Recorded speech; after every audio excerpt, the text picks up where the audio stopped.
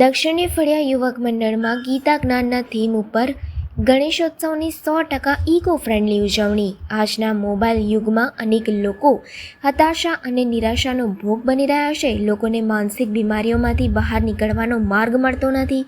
આવા સંજોગોમાં લોકોએ ગીતાનો સહારો લેવો જોઈએ। મંડળ દ્વારા સંદેશો સાર્વજનિક ગણેશ મંડળના કાર્યકરો આપી રહ્યા છે।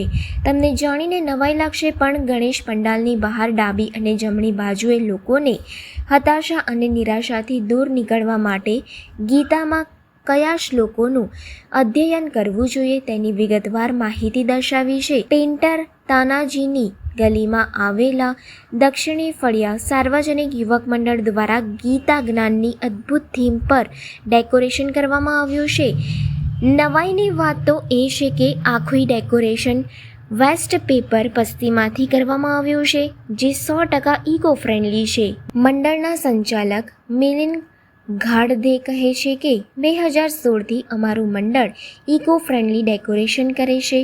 અમારા મંડળની મહિલા કાર્યકર્તાઓ સ્વૈચ્છિક સેવા કરીને ગણેશ પંડાલનું સુંદર ડેકોરેશન કરવા મદદ કરે છે। આ વર્ષે અમે ગીતા જ્ઞાન થીમ પર કામ કર્યું છે। અમે ગણેશ પંડાલમાં પ્રવેશનારા પ્રત્યેક દર્શનાર્થીના પહેલાં તો હાથ પગ ધોવડાવીએ છીએ અને પછી એમના હાથે ગીતાજી પર પુષ્પ અર્પણ કરાવીએ છીએ।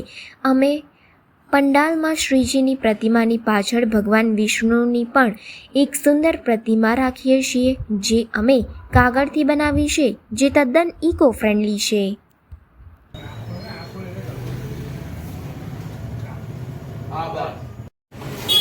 દક્ષિણી ફળિયા સાર્વજનિક યુવક મંડળ, પેન્ટર તાનાજીની ગલી, સિદ્ધનાથ રોડ। આપણે 2016થી સંપૂર્ણ એટલે કહેવા જઈએ તો 100% ઇકો ફ્રેન્ડલી ગણપતિ બનાવીએ છીએ પેપરની પસ્તીમાંથી, અને સંપૂર્ણ ડેકોરેશન પણ 100% પેપરની પસ્તીમાંથી, જે અમે 2016થી બનાવીએ છીએ।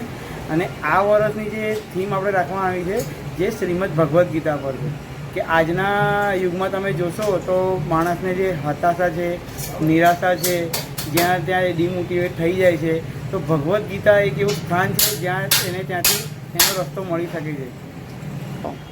આ થોટ અમે જે ગણપતિના 3 થી 4 મહિના પહેલાં અમારા છોકરાઓની મિટિંગ થાય છે, અને જે પણ એમની વિચારધારાઓ એ પ્રસ્તુત કરે છે, એનામાંથી અમે કોઈ પણ એક થીમ નક્કી કરે છે, જે આ વખતે શ્રીમદ ભગવદ્ ગીતા છે એ અમને 3-4 અમારા સજેશન એમાં સૌથી સારું લાગ્યું। એ હિસાબથી આજે અમે આજે યુગમાં જરૂર છે ખરેખર ગીતાની, એટલે આ વર્ષે અમે એની થીમ રાખી। અને જે સંપૂર્ણ તમે ડેકોરેશન જોશો તો 70થી 80 કિલો પેપરની પસ્તીમાંથી બનાવેલ છે, એને 2 થી 3 મહિના લાગે છે, અને 10 થી 12 કાર્યકર્તા છે। આમાં કોઈ કલાકાર નથી, ફક્ત મંડળના કાર્યકર્તા છે, જેમાં 5-6 એવી છોકરીઓ પણ છે જે ભણે છે અને ડેકોરેશનનું કામ કરે છે।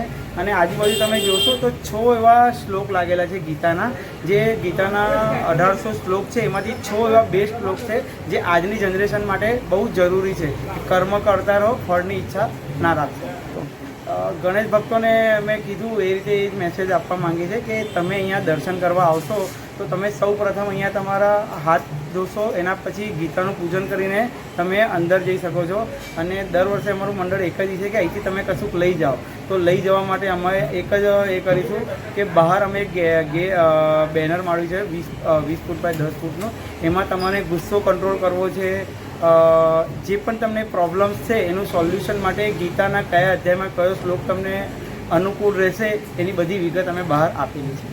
હા, જો અમે મંડળની વાત કરીએ તો ગણપતિ અમે અહીંયા જ બનાવવામાં આવે છે, જે કાર્યકર્તા દ્વારા બનાવવામાં આવે છે, અને એનું વિસર્જન કરવામાં આવતું નથી। જે ગણપતિ છે અમે કોઈ ખાનગી સંસ્થાને ખાનગી સંસ્થાને આપીએ છીએ, જેને અમે ભેટ કહીએ છીએ, કે જેને પણ ઈચ્છા હોય અહીંયા જ ભક્ત આવે ને કે આ મૂર્તિ અમને જોઈએ છે, તો અમે એમને ભેટ સ્વરૂપે આપવામાં આવે છે। અને મંડળ દ્વારા નાની નાની તકેદારી રાખવામાં આવે છે, જેવી કે પર્યાવરણ પ્રદૂષણ ના થાય, વિસર્જન કરીએ તો જળ પ્રદૂષણ ના થાય, જળચર પ્રાણી છે એમને નુકસાન ના થવું જોઈએ। અમારા દ્વારા કોઈ ઘોંઘાટ કરવામાં, કેમ કે સરઘસ કાઢવામાં આવતું નથી, અમારા દ્વારા અહીંયા કોઈ ઘોંઘાટ કરવામાં આવતી। તમે જોશો તો અહીંયા ફક્ત ને ફક્ત શ્લોક જ વગાડવામાં આવે છે, જેનાથી આમ નાગરિક સરઘસ કાઢવામાં, જેનાથી આમ નાગરિકને પ્રોબ્લેમ ના થાય, ટ્રાફિકને સમસ્યા ના થાય। નાની નાની વાતો મંડળ દ્વારા તકેદારી રાખવામાં આવે છે। આપનો પરિચય? મિલિંદ ઘાડદે।